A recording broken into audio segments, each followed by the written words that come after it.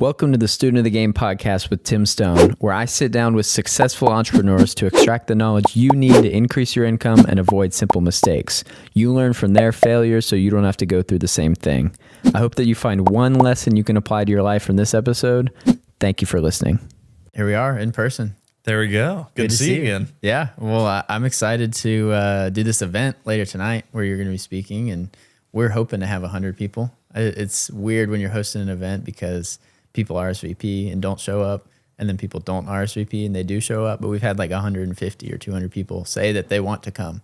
Okay, let's get all 200. So it should be good. But I don't even think there's room for 50 people at this place. So everyone's going to be standing, and it's going to be awesome. Well, that's good. I mean, piggybacks, the whole 9 yards. So yeah. Well, we'll stack them. Yeah, let's dive into. I don't know. We've done a podcast before, so I don't have a ton of questions for you. But okay, well, this is a short episode. Good to see you, man. Yeah. Well, all right. Thanks for tuning in. See you all next time. We'll take you. What do you have going on? Like, what's new, real estate wise, business wise? Like, I think the biggest project that we've been taking on recently is hotel conversions. So I'm in my second one right now, taking hotels, converting them to multifamily. We've done some other things in the past where we tried to go on different adventures. Like, for those who haven't seen us yet, we're value add multifamily guys. Like, I'm really good. And by I mean my team, my wife, me, my business partner, Cody. We're good at entry level housing, studios, one beds, up to 2 beds, and absolutely decking them out. So they're beautiful, but they're all similar, like replaceable parts. So you're talking like same floors, same paint, same countertops, everything kind of looks the same. We can buy in bulk. It's affordable. So that means we can keep our rent down, but we can profitably run those. We can do that all day long. We branched into hospitality around last time we spoke. I bought this beautiful resort on the water, like Hood Canal, Washington. So you have like orcas you can see from some of the cabins going through the canal. Like, it's gorgeous. And we're not hospitality people. It made absolutely no business sense. yeah, who runs it? Like all the short term, in and out, cleaning, all that stuff. My entire team who's specialized at long-term value-add rentals. I bet they love that. No. And everything else falls on my wife and I. So like my wife took a few phone calls for it while we're on. Like, we're out here in Atlanta. The staff's off today. It's like, no one's watching the phone. I guess that's I guess that's our job. That was a mistake. This one I don't think is a mistake, though. I think this is the type of adventure that makes sense. There's large hotels. A lot of these are studios and one beds, and we're converting them into multifamily. It's a perfect bridge into what we do. In our market, we found a huge opportunity where there's a bunch of mismanaged like motels that aren't doing well. They're building a bunch of new hotels that people are using, but the old ones are just dying. So we come in and we do what we do, and new roof, new electric. Yeah. Affordable housing. Affordable housing. So how did you finance it? Did you buy them with creative financing? Or Yeah, I bought almost all my portfolio with creative financing, especially the last year. I think a lot of people still really wanted the price they could get the prior year, but interest rates had doubled or tripled. So it's like we won on terms a ton. Last 2 transactions I did were both done with hard money. Hard money. Because we won on price by a ton on these. And with the hotels, that's been really consistent for me. We also bought an RV park, also on the water. Same water that our resort's on. So this one makes a little bit more sense for us. This project, we bought it for $375, 25 units on the water. It's valued at around $1 million when it's stabilized. It just has a shot septic drain field and needs to work on its collections, which is like super in our wheelhouse.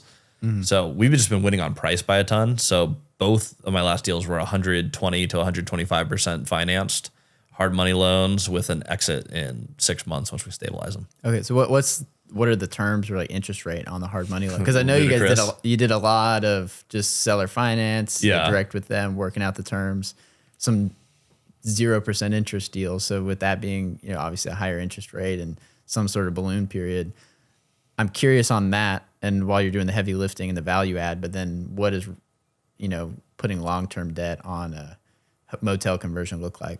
So those ones we're doing, so we did hard money at expensive hard money, 13.5 and 3. And that was the friends and family rate. Yeah. He's like, we do 14 and 4, but for you, Christian, we'll do 13 and 3. I'm like, that is super expensive. It used to be 12 and 2 for everything back in the day. The nice thing with this, though, is that it was the half of the reno budget and 100% of the purchase price up front, which is better than most hard money people will do. So literally no money out of pocket. We got a sizable check for both deals at close. It's a 6-month window to get collections up on these. The motel was ready to lease.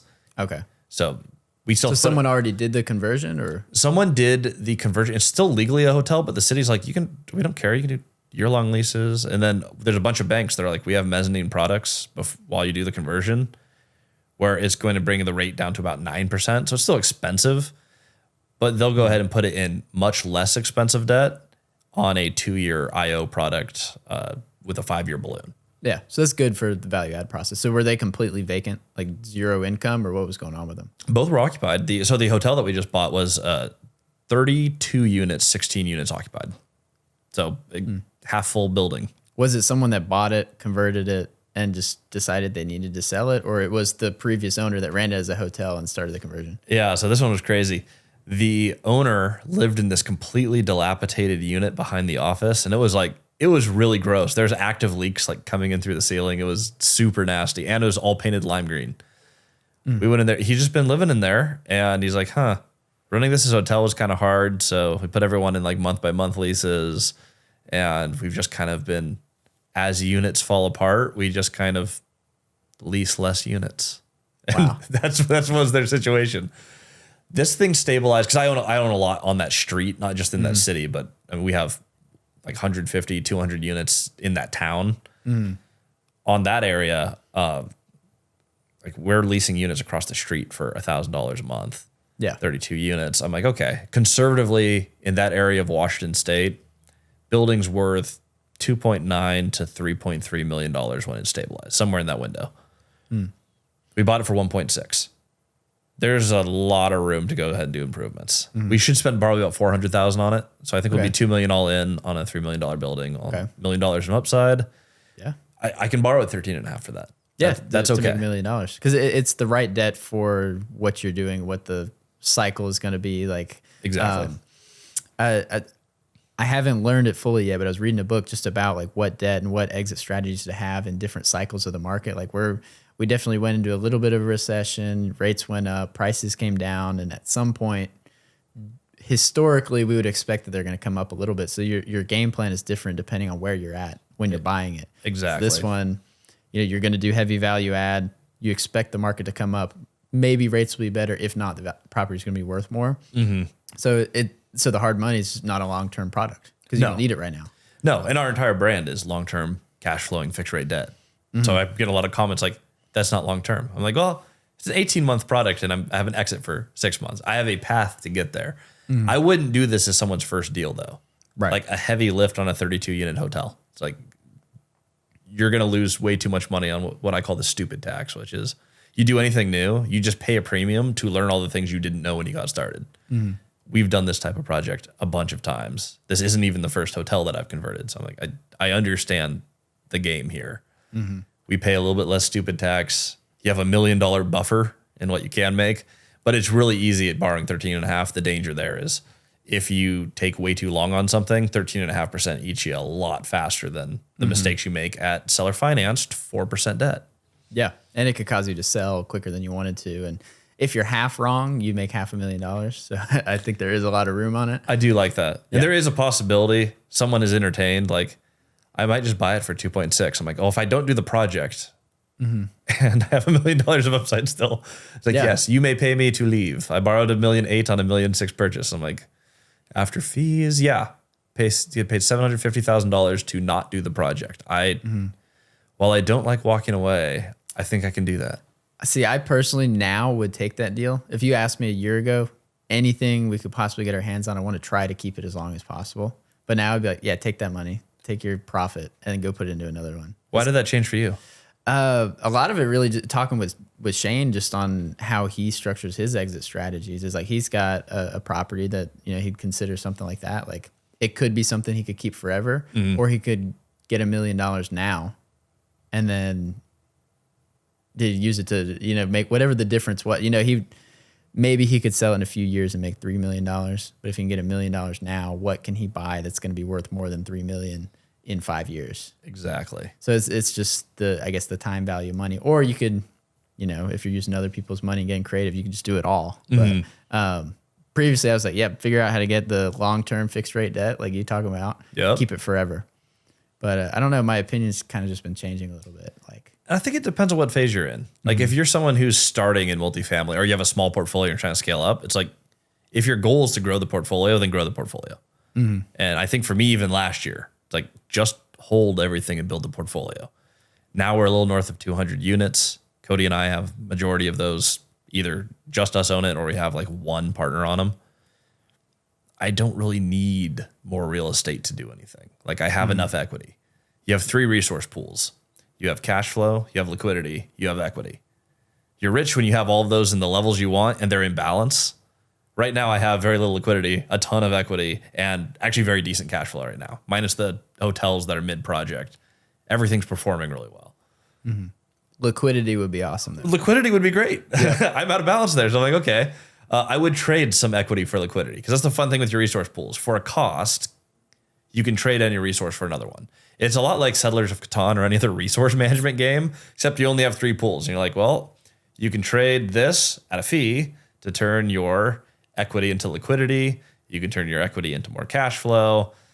Like one of the things that we did early in our career is we had equity partners on a deal. We needed to get them off the deal to go through a bank refinance. And so they seller financed their equity back to us. So we turned equity, we spent cash flow to gain equity. But you can swap any resource for any resource with a tiny bit of liquidity. Yeah, you just put the equity into debt basically in that situation. Like, were they a second lien on the property or how did that work? We may be getting a little too nerdish. They were a general partner in the LLC. And so we came in as partners and we bought out a partner by them financing their ownership to us. That's smart. But all of this is to illustrate, you just try to keep your pieces in balance. When you're starting, all the money is in the deal. And if you have a lack of deals, then it's like you don't have a whole lot of pieces. So I would front load, buy the real estate that you can hold and own, and later on, different plays become available, and maybe you do take the liquidity play. I was talking with my buddy Caleb about this, actually. You've met Caleb. Yeah. Caleb Hommel, one of our first mentees, he's 21 now. He bought 56 units, I believe. 56 multifamily units. He's under contract for a 26 unit. So he's doing really well. Someone offered, would you wholesale this to me? And if this was last year, I would have been like, don't you dare. You are trying to build a portfolio. If you become a wholesaler, you're going to get addicted to cash and you're never going to own anything. With 50-something units, 21 years old, you get a 6-figure wholesale assignment for someone who really wants the fantastic deal you just negotiated. I might actually say you should take it.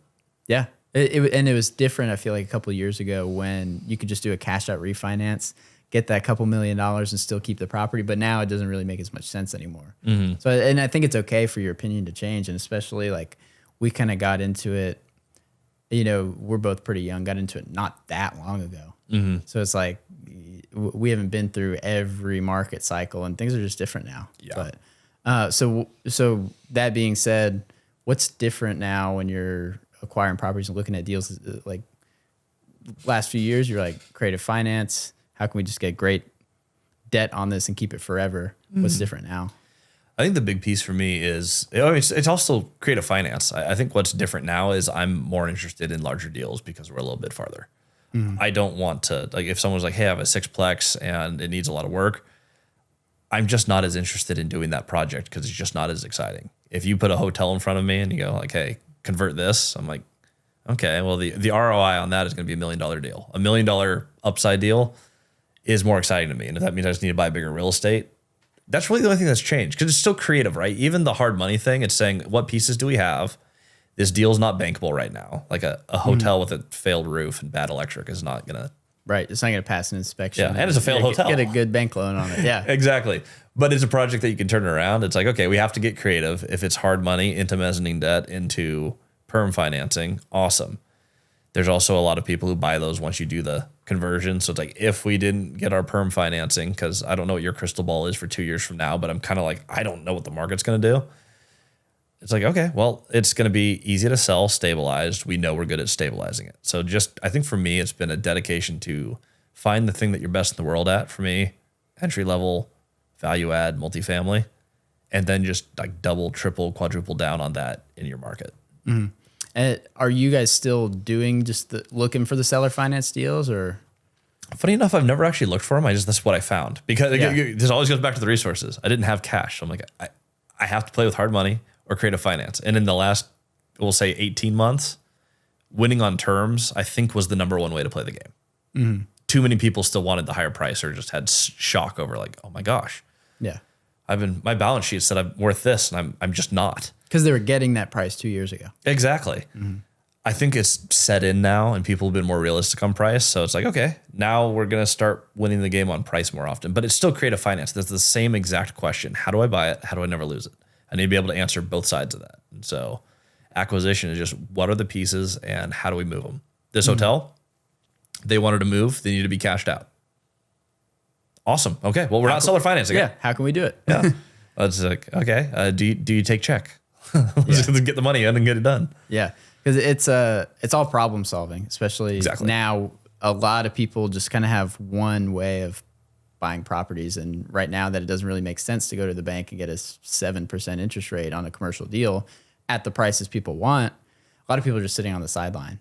Mm-hmm. So how do you, or what are you doing to figure out what makes sense for the deal and communicate it in a way that you can do it creatively? Because I think that's a hurdle for a lot of people. It's like, look at this deal and I'm kind of running the numbers and I understand it. Yeah. But if I went to the bank, my debt service would be more than the property nets every month. The bank won't even do that deal.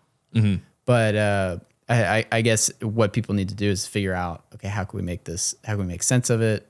Like every deal is going to be different. And I think you narrated that perfectly. They asked the question, well, if I take this to the bank, that it's like, that's already the wrong train of thought for a deal. Mm-hmm. You haven't figured out the debt and equity yet. The order's always deal, then debt, then equity. All the money is in the deal, and that will tell you what structure you need. So figure out the deal first. If people go like, oh, well, I'm only looking at these things that the bank will do, or I saw this video on house hacking, and so I'm only looking at deals that I can do a perfect burr on after I house hack it. It's like, well, you're just not going to find a lot of deals. You might buy some real estate, and it's a good strategy, but if you just marry one way of doing real estate, you're only going to see things through that lens. So it's look at the opportunities around you, and then ask yourself, what do they need to sell this, and how would I buy it, and then never be in a position where I have to sell it. Like, how do I buy it? How do I never lose it? That's literally the whole thing. You just don't add anything to that. So how did you learn to come up with that solution, or to be sure enough to actually buy something that I can get it and I'm not going to lose it? Oh, well, I'll tell you how we came up with the motto. Because essentially what we did is I branded, to buy and hold, you need to buy and then hold. Makes sense to me. Ta-da. Yeah. Hard to refute. We had a mentor really early on who was amazing at buying anything. Like could buy any property that he wants. The problem was he would just lose them. Like he bought a whole bunch of condos, and then 2008 happened and he lost all of them. And the next thing he did, he's like, you know what I'm going to do? I'm going to overpay for a ton of office buildings, and I'm going to, which he had no experience in. He's like, I'm going to do this whole co-working thing, and I'm just going to be like a local WeWork, and it's going to make so much money.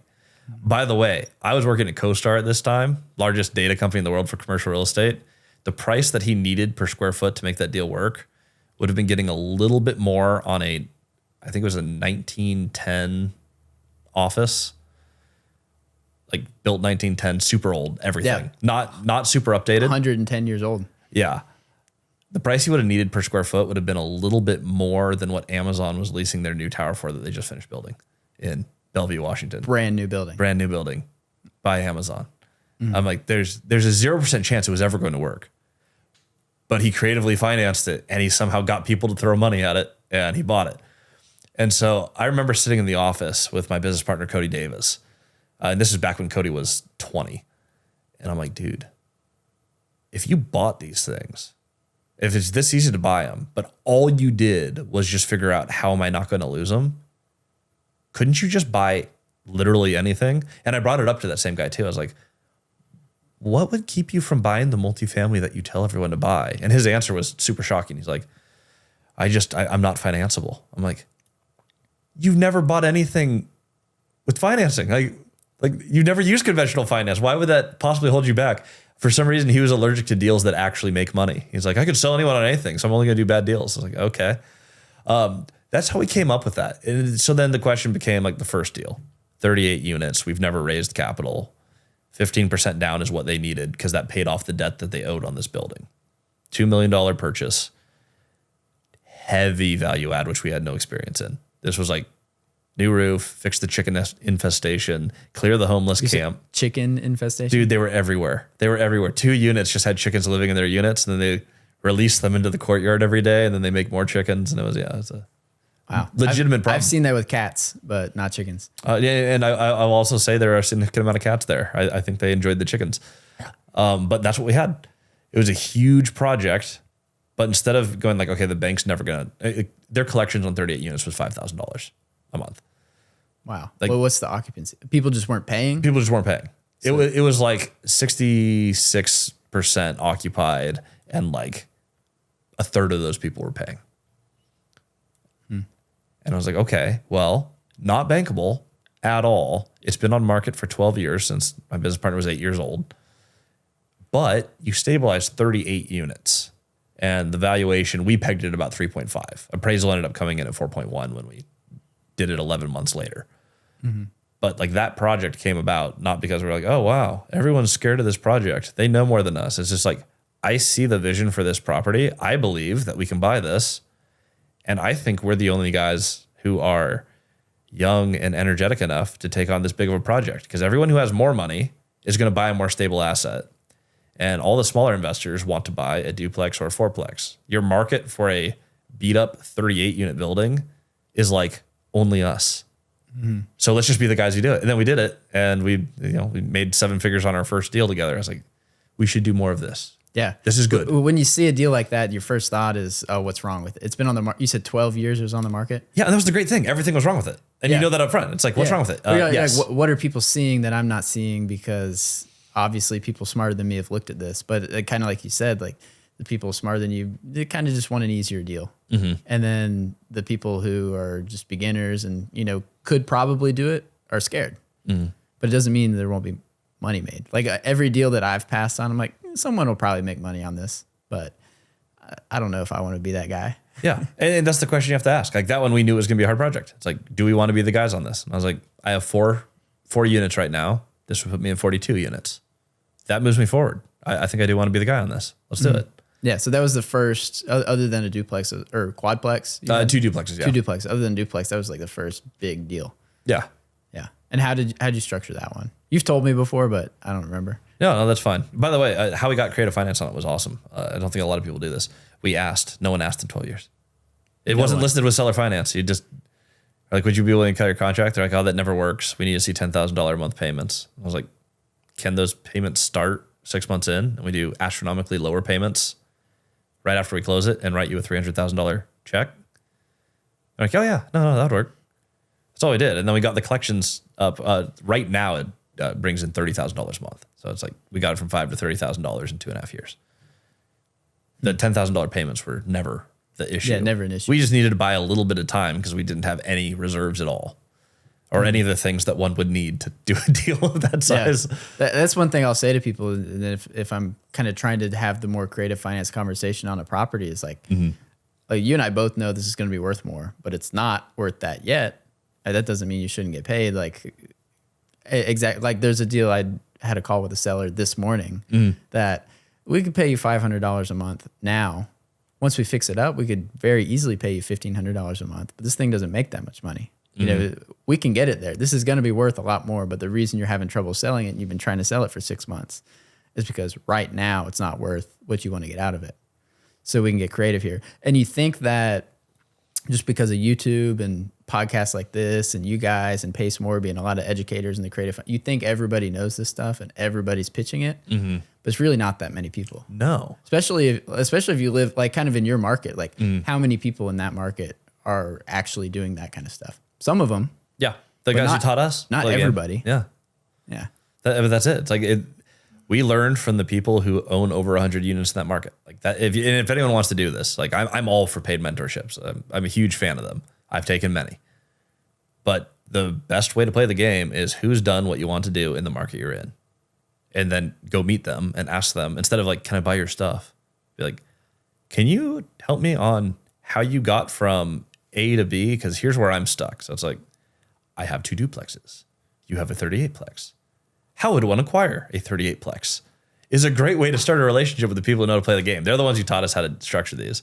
To your question, that deal, that was 4% interest, but we had to do a custom amortization to get the payments up to 10. So we're paying down the principal on that thing like crazy, which is excellent.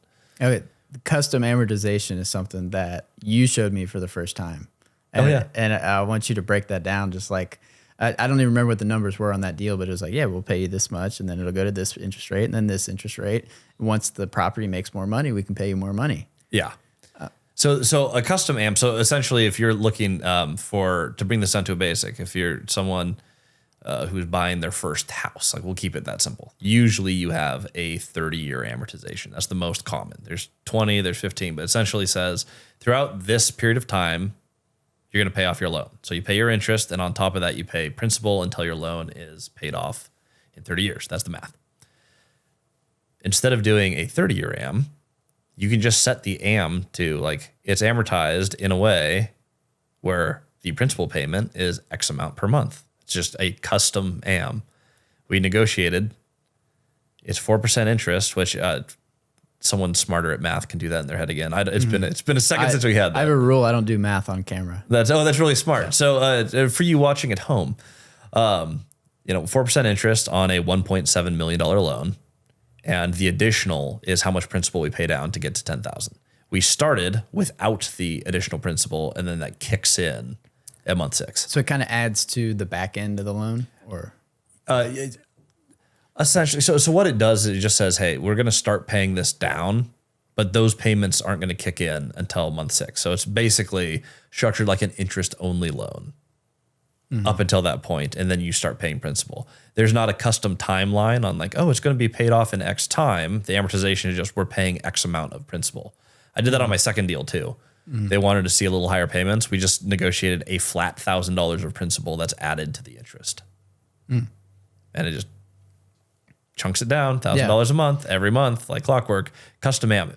It's a good way. So here's how we got it. We learned where the goalposts were. What do they need? They've been trying to sell this forever. They would like to be cashed out. That's never going to happen. No one's buying this in cash, can't get a bank loan. They wouldn't mind $10,000 a month. That's the next best thing. It can't support $10,000 a month. That's where most people get stuck. How could we do that? Just say yes to everything they want. Yes, we will give you the $10,000 a month. Here's what it will look like. It starts in 6 months. Creative finance needs to be simple, because if it's simple, it's repeatable. If it's repeatable, it's scalable. And that's when you know you have a viable business, if it's infinitely scalable. I don't think we can buy all the real estate in the world. So by definition, if we can buy this to do this simply and we can do it again and again and again, I'm going to say we can do this till we die and just continue to expand. So if you keep it that simple, you can do it. Where you get messed up on these is where you get too creative and you all of a sudden have like, oh, we're doing some crazy tax stuff and some special allocations, and then you're going to get an extra piece of the cost seg. We've done this before. And I'm like, I hated every second of it. And like 80% of it worked the way I thought it would. And then when it got to tax time, 20% of it didn't. And I was like, well, this is awkward. It is. Super simple things. I can't afford $10,000 a month right now. I'm just going to say yes to $10,000 a month. And I'm going to present them a path, which gets them right there. That's how it got done. Yeah. It's super doing cool. The deal. I think a lot of people, just because it's how most people do it, a lot of people think like the bank. Like, we're going to do it this way. We're going to have this amortization. It's set. Like, the loan is the loan. That's how we're going to do it. But when you're creative, there's no bank. It's me and you. What do you need? Can I do that? I think I could do that. Like, I want to be sure I can fulfill the promise I'm giving you. So we're going to have to do it this way.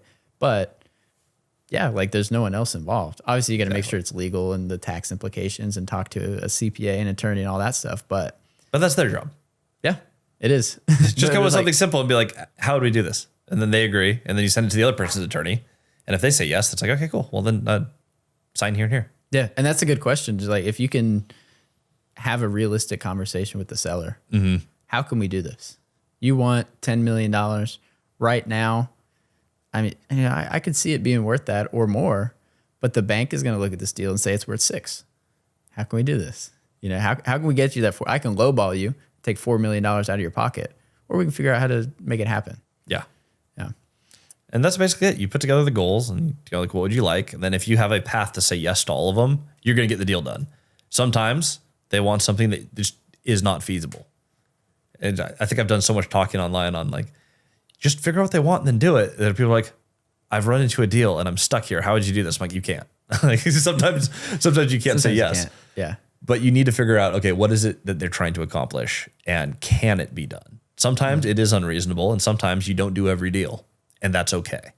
But there are enough deals out there where if you're just looking at, even if it's just a few deals a week, you're just consistently looking at a few deals. How would this work? How would this work? Bounce some ideas off people. It's amazing how often you buy real estate. I probably look at 2 or 3 deals a week, maybe. And we buy on average a deal every 60 days. I make 1 phone call a day on average to book 1 coffee meeting every weekend, which means I meet 50 owners a year who I hadn't previously met. Like that's not hard prospecting or hard work. No. It's just. Do you have to be a tough and brutal negotiator to get the deals? I don't, because I'm just saying yes to whatever they want in a way that cash flows on long-term fixed rate debt. Like the rules aren't hard. Own it, don't lose it. Long-term cash flowing fixed rate debt. Every time I close a deal, my income goes up.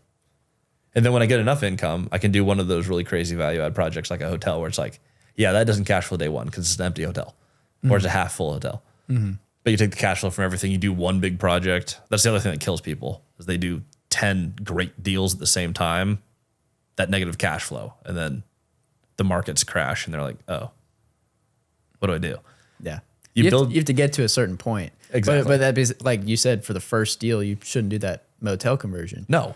But at some point, someone should do that deal because you're going to make $1 million. Yeah. Yeah. And when you're 5 deals in, you have some idea what you're doing and you have some cash flow to lay back on, you do that deal. And then you stabilize that one, you have more cash flow, and then you're able to do bigger deals. It's a big problem I think we all saw in the last market cycle, syndicators. They did these skinny deals on short-term debt products, a lot of them variable rate interest, because the market's gone up and up and up and up. And they got stuck on their deal and they have to sell it and they can't get their price. And that's where we're seeing a ton of the problems with banks. All you need to do is just figure out, do I have enough cash flow and liquidity to do this project? And if it's no, it's like, okay, let's do some more smaller deals, build up the portfolio. This is one of the first things that we learned getting into real estate. This guy's a developer, a really successful developer. Probably, I'm going to ballpark, he's probably worth like $50 million.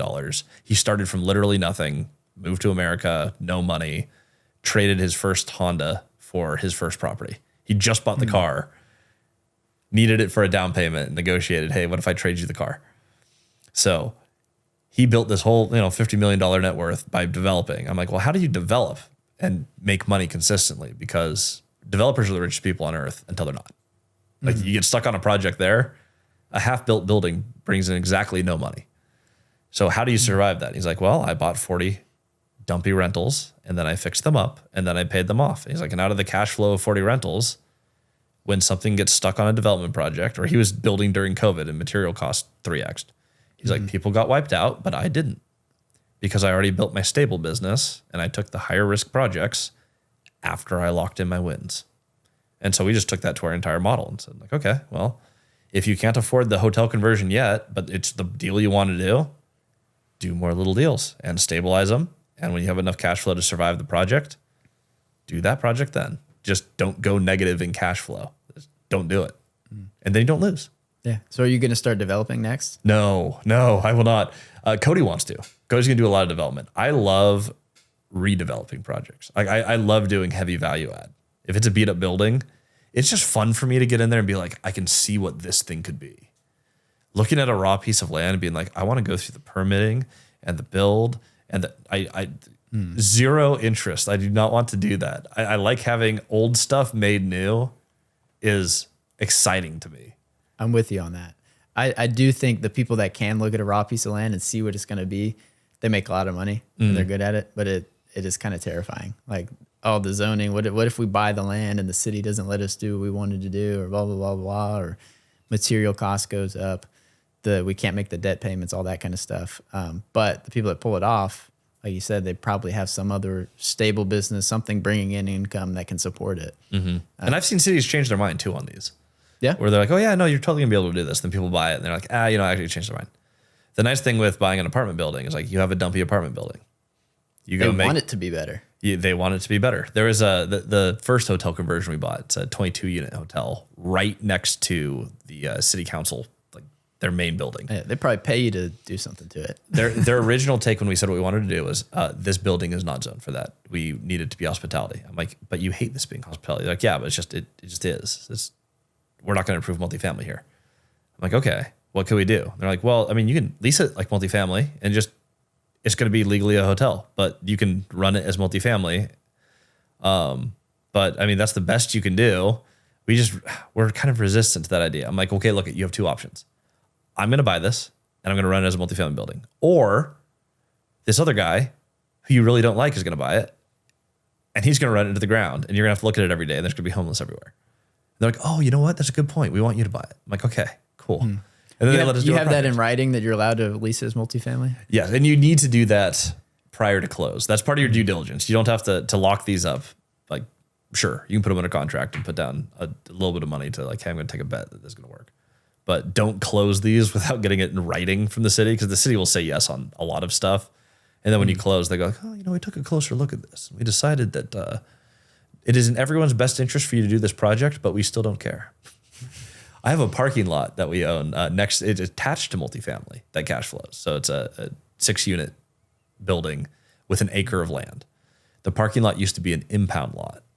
Our proposal to the city was, can we make this paid parking that is needed here? They're like, no, we don't want the use to be parking. I'm like, it's an impound lot. I'm proposing that you take this parking lot and use it for parking. They're like, I don't think that's the right use. I'm like, can I build multifamily on it? No. Can I build self-storage on it? Yes, but we want you to pave the whole thing and then pay us a ridiculous fee for water runoff. I'm like, well, no one's going to do that. They're like, okay, well, land's good too. We'd love downtown land. No sense. That deal made sense without buying that, which is why we bought it. But it was a stellar deal if you could build literally anything on it. And the city blocked everything that they were like, oh yeah, we'll be fine with this. And we got in and they're like, no. So if you're going to play the development game or the city permitting game, all done in writing prior to close. Yeah. So where do you recommend someone starts? Because that stuff can sound kind of scary. Like it's stuff that I honestly don't even want to deal with. Like where should someone start to start building a real estate portfolio? Okay, number one, define what your actual goal is. Pretty basic, right? But I think a lot of people are like, my goal is to own real estate. I'm like, okay, good. Yeah, that's whatever you build is not going to look like what you think. So what do you actually want to do? For me, it was build a $20,000 a month passive income. That was my first thing. And that was to be able to retire my wife from teaching in a crazy school district in Seattle. And that was to move me to, and her to Texas in the house that we want to live in, which is being built right now, which is awesome. But that's what we wanted to put together. So I'm like, how do we build to that? With that in mind, it's like, okay, choose the deals that you're comfortable with and then go a little bit bigger. I'm not saying like if you want to buy a duplex, start with a 38-plex. That's a lot. But if you wanted to buy a duplex and you find a 10 or 12-plex in your market, you can take on that project. That is doable for literally anyone. Buy that slightly bigger deal, learn to manage it, and scale a portfolio that makes the amount that you need to make. Stabilized. Now you have your cash flow. What I recommend people do from there is you optimize it. So that's if it needs, stabilized means maintenance is in good order and it's at least 95% leased. Mm-hmm. Optimize is like we have a new roof on this, brand new water heaters, high efficiency windows. And if we had to build, if we converted a basement into another unit, like it's now optimal. This is the best this building can be. And then I would pay off the debt because that's what our first mentors did. They, like the good ones, is they paid off the debt. So if you're getting started, how big do we need to build? And once stabilized, does it cash flow the amount that I want? Then let's go buy to that as efficiently as we can. If that costs you 100 rentals, the fast way to get there is buy 100 unit. You're probably not going to start there. But if you do, 4 25 unit projects, that's not that hard to do. And then you're there. And I think a lot of people think way too small in real estate. They end up with a whole bunch of problems because they have a ton of roofs, a bunch of single family, a bunch of duplexes. And it's hard to manage and it takes forever. So if you're starting, choose your comfort level, choose your goal, buy a little bit bigger than that. Good to go. Yeah. Well, one thing I'm curious to know your opinion on is, say you buy you wind up buying 200 units with creative financing, all this stuff, and you're going to have some balloon. A lot of people don't talk about it, or maybe don't know that there is a net worth requirement with the bank when you're going to go refinance that property. Like, what does someone need to know when they start getting into the bigger stuff? And maybe they're just pretty early on, but they got a good opportunity at, a big portfolio. How would someone set themselves up to actually keep the property? Because that could happen. Like, I could go find a 250 unit for 30 million and buy it creatively, all this stuff. I don't have a $30 million net worth. The bank's going to decline me on the loan. Well, not all of my seller finance notes have balloons. So we have 30-year fully amortized debt. So some of them don't care. Awesome. Don't care. Like, that doesn't matter. Doesn't go to doesn't play. matter. Yeah. You're not going to get a lot of that. We have a lot of 15-year debt. So a lot of them, it's like, do I believe that I can be worth more in 15 years? Yes. I'm willing to take that bet because I have a long time to figure that out. But if you're getting into a deal, like 38, perfect example. To get a bank loan on that, our first loan, I think, was $2.3 million when we refinanced it twice in 2.5 years because we started broke and had to pull money out. Yeah. Could have structured it better, but when we did that deal, Cody and I were each worth, and granted, we didn't have any cash, but both of us had some real estate. Yeah. We were both worth about $400,000.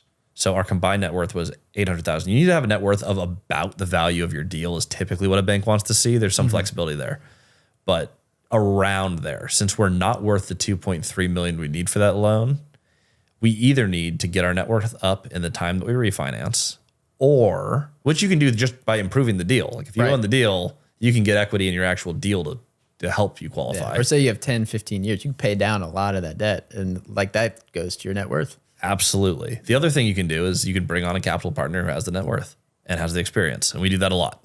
If you're buying deals without money, you traditionally either do zero down, which is extremely uncommon, or you just bring in one partner who's like, I have money, you guys have time, let's partner. You guys bring the deal, especially seller financed. You're not just bringing the deal. You're like, I'm bringing the deal, and this is like 90% seller finance. So I'm bringing the deal and 90% of the money and all the work. Just find someone who can write a check. There's a lot of people who can write a check, and they ride the deal with you. And it's like, okay, at refi, we'll do this. And if you want to put a clause in there to buy them out at some certain point in time, make sure that you still qualify for that financial liability, whatever that is. It's bank financing. Make sure the bank's aware that you're doing that, and get it assigned to you, and you have the net worth to do so. But there's a lot of ways to play around that. The easiest two are be worth more. And if you can't do that in the time that you need, find someone who is. And I want to ask you, how do you find those people that you can trust and partner with? But I wanted to tell a story. I was at one of the first real estate conferences I went to. It was a Grant Cardone event. And he asked the question that kind of put things into perspective for me. He's like, raise your hand if you have more money than you have time. Like half the room put their hand up. And he's like, if you have no money, that's who you need to work with. Because there are people out there that have more money than they have time. And then if a lot of people that listen to this are younger, close to my age, we got more time than a 70-year-old that has, a net worth of $10 million. So there are people out there, but I was going to ask you, like, how do you find that person? You look at the people who've done what you want to do, and you go take them out to coffee. I mean, it's the same way that guy I told you about who's like, oh, I became a developer by paying off these 40 units. The people who taught us seller financing, a lot of these people are the people who fund our deals, because you're going to the people who've already done the thing. Traditionally, the people who've already done the financial goal that you want have more money than you. Otherwise, you're talking to the wrong people. It's like, I lost my business. I'm like, there's probably some takeaways there, but there's probably not going to be like my main, I'm going to go to you for how you built your business, right? So you network with the people who've done exactly what you want to do. Yeah. For me, build relationships. Yeah. For me, it was, I wanted to get to 100 multifamily units. Now, unit count doesn't actually matter. It's a stupid metric, but it is what I wanted. Like, just factually, that's what I used. And so I went, who in my market has 100 units? Take them all out to coffee. How'd you find them? Google Maps. It's the magical map that has every single property. You just click on the property. If you can't find any, actually, funny enough, you're in Georgia, which is actually a slightly harder place than almost anywhere else to find public record data. I have found it is ludicrously hard. I had a data company that tried to mine some of Georgia, and the City Records had me pay $150 for them to burn me a CD and mail it back to Washington. So it works everywhere. It may be different levels of organization depending on where you're at, but you click on a building, you get an address. You usually type in something like whatever county parcel map. Find the parcel. It has ownership data attached to it. You Google whoever owns it. Is it an LLC? Google it. Is it an individual? Google them with the name, phone number, or the word phone number. And then you get a phone number, and then you dial the phone number, and 9 times out of 10, it goes to someone.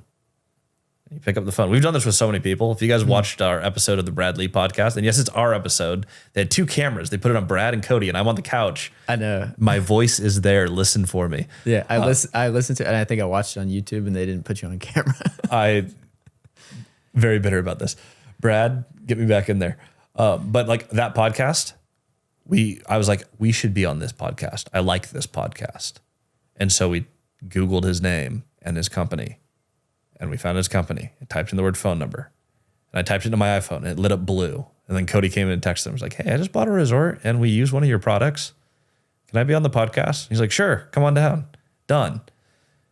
He's done something that I want to do. I want to have this cool, like, I want to have a cool podcast one day. You have a cool podcast. We're on it right now. Thank you. I'm not there yet. I have a YouTube channel, though, Multifamily Strategy. Check it out, YouTube. But he has done something that I want to do. He has something that I want. And so we sent him a message and said, hey, I'm going to be in Vegas around this time. Are you open to have 2 of your clients on the pod? He's like, heck yeah, I am. Let's go. That's how we found his number. It works for literally everyone, though. So this is how we find all the owners. Who owns this building?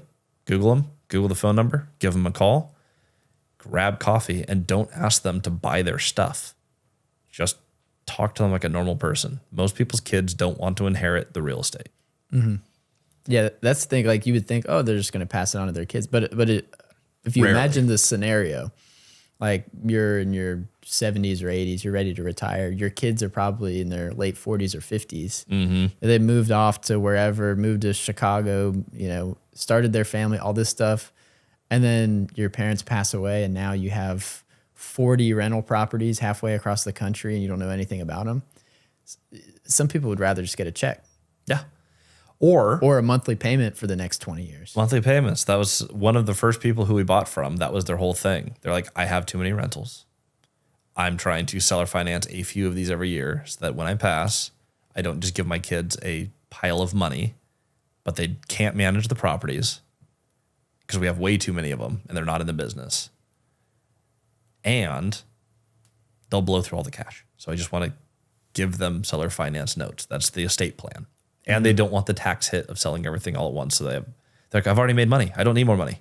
I don't need to be cashed out. That's counterintuitive to what I'm trying to do. Mm. And it's a great way to buy it. They came down and said, hey, would you like to buy one of our properties? And once they propose a deal, then you can start talking transaction. Let them open transactions. I've still never asked for a deal. I've never asked anyone to sell anything before. They proposed a 6-plex, and we came into their office, and I asked, if your plan is to sell 5 properties every year, what if we were just the buyer for all of them?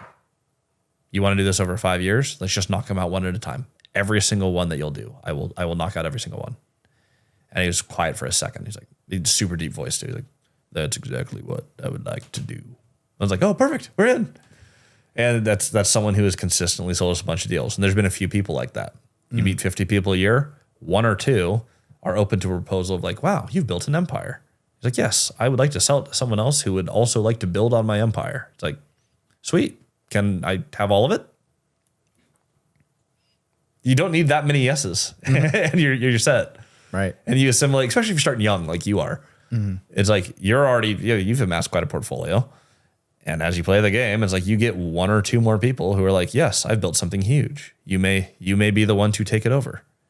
You get one person to say that to you a year. I mean, you got another 50 years of your career. You get 50 empires. Yeah, you're saying 50, one person a week, about 50 people a year.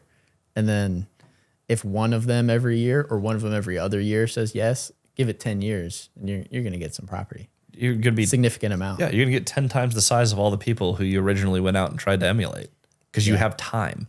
And if you're older and you're hearing this and you're starting, it's like, okay, well, then maybe you get to acquire 2 empires. It's like you can build a massive portfolio. What I love about real estate, because real estate's super boring, by the way. Like it's not that, it's fun, but it's not, it's repetitive. It's not that interesting. It's pretty cut and dry. It's what I love about it. It's so simple. It's been going on forever. There's no secrets in real estate. Like you're not inventing anything. You haven't invented anything. Yeah. Creative finance is basically just saying not using a bank. It's not like it's even that creative. It's like, oh no, we can't write you a check for all of it right now. Well, let's pay you over time. Like there's nothing in this that's like mind blowing. Right. I've even thought about just tackling the phrase creative finance. Like it's just financing. That's all it is. You're not a creative finance expert. You're just finance expert. Yeah. Like creative finance just SEO as well on YouTube. That's it does. Yeah. That's what people are looking for. Yeah. Like, oh yeah, creative finance. Like it's not creative. Like the whole bank process has not been around nearly as long as real estate. Like, you know how you bought real estate before the whole banking system? You traded 3 goats and you traded 3 goats, or you negotiated payments over time. Yeah. Like that. This has been around forever. Seller financing is just another way of saying negotiate something and then get everyone to sign off. Yeah.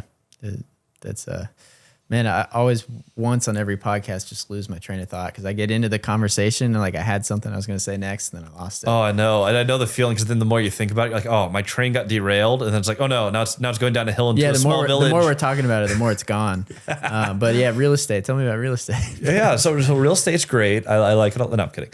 Yeah. Okay. I'm going to ask you a question. Okay. Since we talked last time, what is new in the universe of Tim? What are you guys buying now? Because you're doing a lot of creative deals too. Talking about creative financing, you're not using the banks as much as a lot of people.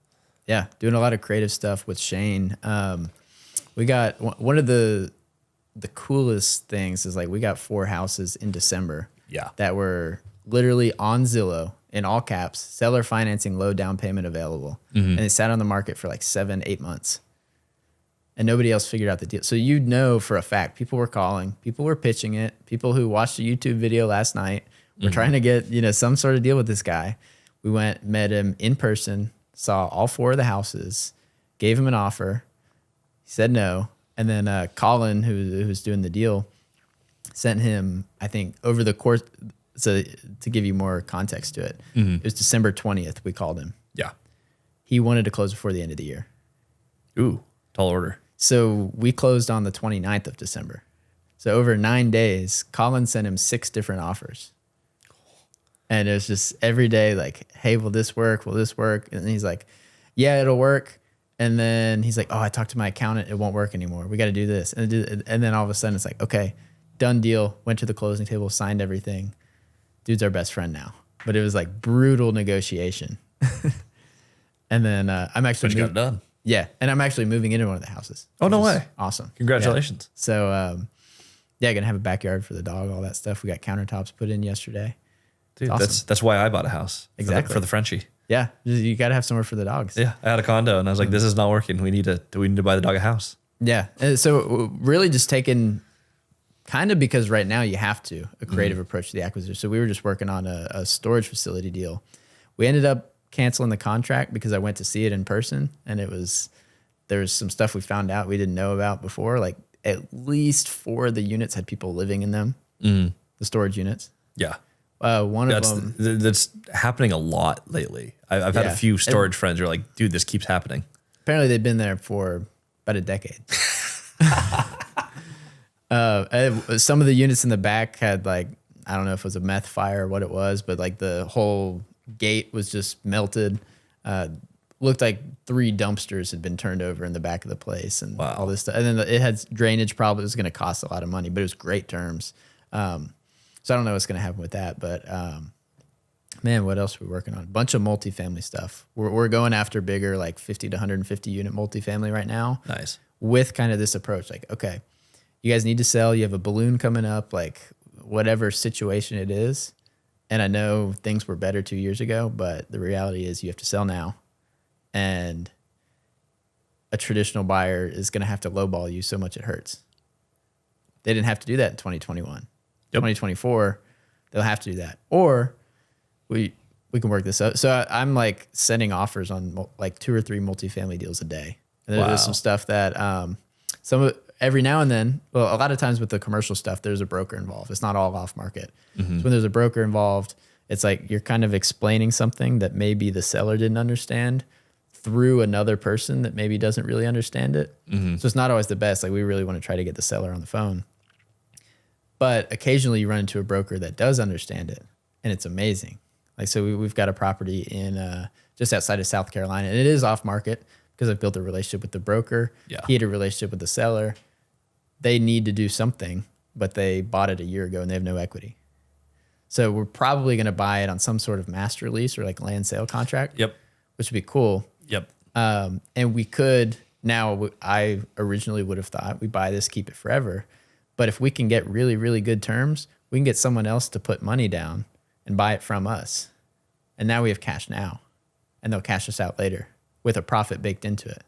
There we go. So that's a much different exit strategy than I would have ever thought. My exit strategy would have been keep it forever. Yep. But now we can get some money up front and get cashed out later, and we don't have to do any of the work. It's manage the resource pools, man. It's kind only of three of them. There's only three. Yeah, so we might be able to pull that up. I had a call just the other day with the broker and the sellers. The broker reiterated what I explained, and he did a perfect job. And they know him. They trust him more than they trust me because that was the first time we met. So I think we're going to get it, which is really cool. And then that's really fun. And then just kind of making sure like it does need work. We're probably going to try to buy it with very little money down or none. They seem kind of open to the idea of no money down as long as they're going to get it off their hands. That's in budget. Yeah, it is. I can afford no money down. So then someone who wants to get into real estate and has a lot of money, we can let them get into real estate and use their money. And then we make some money for doing the deal. Yep. It's just moving around the pieces and say like, hey, what's the best exit for where I'm at right now? And sometimes it's taking the check. Sometimes the only time that's not allowed is when you're getting started. Buy the darn real estate. Learn how to own real estate. You need to have the base. Once you've owned real estate, now you can look at, do we wholesale this? Do we package this and sell it to someone else on a wrap with the finance? You can do all these other plays. I think people focus on all the different strategies up front.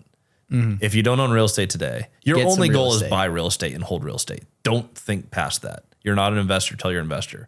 Once you are in the game and you have pieces on the table, all the options come up. And now you can do the hotel conversions. Now you can do the wholesales. Don't do these things out of order. I love everything that you're doing there. There's two questions that I always ask on my channel. So while I'm already interviewing you. Yeah. Highest stupid tax that you've ever paid. I mentioned this earlier, but the stupid tax is that when you come into anything new and you don't know what you don't know, there's always a fee that comes associated with it. It could, like for me, it cost like $300,000 on our first deal because I did a 2-to-1 for our investors on the buyout in 5 years, but we bought them out in 11 months. We didn't have like a tiered buyout. So I was like, oh, shoot. So we borrowed at a little over 100% interest effectively when we, that sucks. Now, we still made 7 figures. There's been multiple times in my business since then where I'm like, we're out of money. I need like $300,000 would be life-changing right now. And because I structured that deal incorrectly, while we still made a bunch of money, that $300,000 would have really come in handy. That was just a stupid tax of like, well, we won't make that mistake again. So for Tim, is there one that stands out in your career of like the highest stupid tax? What did you learn? What did that education buy you? There's definitely been stuff with partners and current lawsuits that I can't really dive into you do have too one. much. You do but have one. Where, certain things, expectations not being set up front and things happening that were not, I guess, held accountable and scrutinized in the way they should be. And very, very big losses, like a lot of money. So that's a big thing, but I'm trying to think of something like on a specific deal. Well, keeping it generic, I think there are some takeaways there. So just general, because I've had bad partnerships. I've in fact had a partner who's 50-50 who did zero work, even though he was 50%. He signed a management contract for my management company to manage the property, and then he is failing, but he is trying to sue me for every month of vacancy while he wasn't contributing to renovate. He wants my company to back pay him personally, not the LLC, but him personally, the rent for every month that wasn't leased because it's my fault because I was paid. I gave 7 units. I managed it for $300 a month. Yeah. And he's like, I want all of that returned, and I want you to pay me rent for our building because I didn't help you lease it. I'm like, there's like 5 logic errors in that statement by itself. I understand crappy partnerships and inadequate paperwork. If there was a takeaway from deal structure with partners that you've learned thus far in your career, what would you do differently in the way that you ink a deal with a new partner? I think you need to know everything, like literally everything that's happening, and put it all in writing. So David Meltzer talks about this. Like he puts everything in writing. If it's like a favor, like whatever it is, because honestly, do a lot of business. I don't know. I don't want to forget what we promised. Like it's not that I don't trust you. It's not that you shouldn't trust me. It's like there's a lot of stuff going on. We won't forget it if we put it in writing and sign it. Mm-hmm. So I think that's a huge thing. And then just like, is anything you're involved in, you should know like there shouldn't be anybody that knows something better than you, like a business that you own or something that like you have money involved in. Another thing is I've learned this lesson kind of through Fix and Flip I partnered on, is like being on top of contractors. And it's very similar things, setting expectations, knowing everything, verifying everything, scrutinizing everything. Because we got into a situation where a property we bought in July that should have been fixed up and sold by October is still not fixed up here at almost March. Oh, that's a bummer. Because the contractors were working on tons and tons of different flips, and they were paid some money up front, and then they were doing so many projects with a little bit of money up front across a lot of projects was a lot of money, bought some new vehicles, kind of couldn't pay their contractor or their subs anymore. It's like, oh, we gave you this money to do some work. You didn't pay your guys to do the work, and now you need more money to pay them, but we can't pay you that money. And now it's been, I'm not going to do the math on camera, but let's just say 8-9 months. And it's a sticky situation because they're out of money. They can't do the work, but we're out of money. We already paid them to do the work. And like, we were expected to be in and out of this deal and like doing more. So it's like literally like one of the biggest lessons I've learned in the last few months, honestly, is like you need to know everything, and it should probably all be in writing as much as it can. Mm-hmm. No, I agree with that. And gosh, managing contractors, we won't go down that rabbit hole, but oh my gosh, that is such a huge part of this business. My wife, who's actually somewhere in the room on the other end of the cameras, Danny, she runs all of our maintenance for our portfolio, which is like, to be fair, like the main business is all her. Mm-hmm. I just get to talk about it and then negotiate the deals. And I should be interviewing her. Yeah, you really should. But when we put these together, it's like that is like her job is to ride every single contractor and not like ride them annoyingly, but like just consistently. She knows where every project is, every aspect of every unit that we own in the entire portfolio and our clients. She knows who's working on it, when they were last there, what the schedule is, and she does updates with all of the teams. You need to have, 1, get everything in writing, like you said, and then 2, you need to have a way to hold everyone accountable. In my case, it's you just need to find yourself a Danny, but it needs to be like a person or a system where like if you're someone who's really good with like CRMs, which I'm not, I put people. I'm good at hiring. I'm bad at tech. But if you're a CRM people, like a person, it'd be weird if you were a people. If you're a CRM person, organize it and keep a spreadsheet and check in on it and update it. If you have a really organized person in you need one of them, because things in writing are great, but I've had tons of stuff where like work just isn't being done because Cody and I are working on another project and no one's looking at the last project. And that's cost me a ton of money. You get busy doing everything, not even just work stuff, life stuff. It's like there's too much opportunity for stuff you don't know about to happen. Mm-hmm. And sometimes it could be good, sometimes it can be very bad. I was going to ask, and we probably need to wrap up here very soon, like the management stuff. Like, how did you learn to become a good operator of the multifamily? We bought so much, and there's no other good managers in our county. Like they're all quite bad. Either they rent way too low or they have terrible bookkeeping. We actually had a lot of deals that we wanted to buy bank financed, but couldn't because the bookkeeping from their actual like property manager was too useless. The banks are like, this, we can't even use this. I'm like, okay, well, obviously they can't manage our portfolio. So we did it out of necessity. I think property management is not a business anyone should intentionally go into. It's low margin. It's high liability. It's a lot of work. And you have to be left and right brained, like 100%. Like it's super high in service, and it's also super high in like accounting and financial responsibility. It's just not like it's just a hard business. No one wants to do that. I did it because I had to. So if I ever exited a company, that would be the one that I would sell. But you have to sell it to the right person because it manages my 200 units, then 100 units for other people. But I'm like, I can't tank my own personal business by giving their response. So you have to be very selective with it. So my question is, why do the people that are bad at it get into the property management business, and how are they staying in business? I think a lot of them want to be service providers. Like I think people go like, I would love to own real estate one day, and people love to add steps. So they either become a real estate agent or they become a property manager. That's kind of the big two. Occasionally they'll go into like maintenance or construction, but they do something tangential to what they want to do. For me, it was going into CoStar. I spent 4 years selling to banks, property managers, owners before COVID hit. And I sat down for 2 seconds. I was like, I'm not doing what I want to do at all. I'm just qualifying myself. I think that's what a lot of people in property management do, is they're trying to be around real estate. And so they're taking the task that no one else wants to do. What they end up doing is they end up charging fees that often are crippling to the landlord, and they still have low margin. Like, especially on small properties, it's like 10% of the gross rents can kill your deal. For me, I just do fixed pricing. I'm like, it costs X amount per unit to manage. And when I do a better job managing, you make more money, but you don't pay me more. And so I retain a ton of business. And I do it at a low enough margin where I'm like, I just need to get a bunch of units. And I have so many units now that I get a control market rent for my studios and my one beds, which conveniently I own a ton of. So when you can be the guy, this is where property management starts to make sense.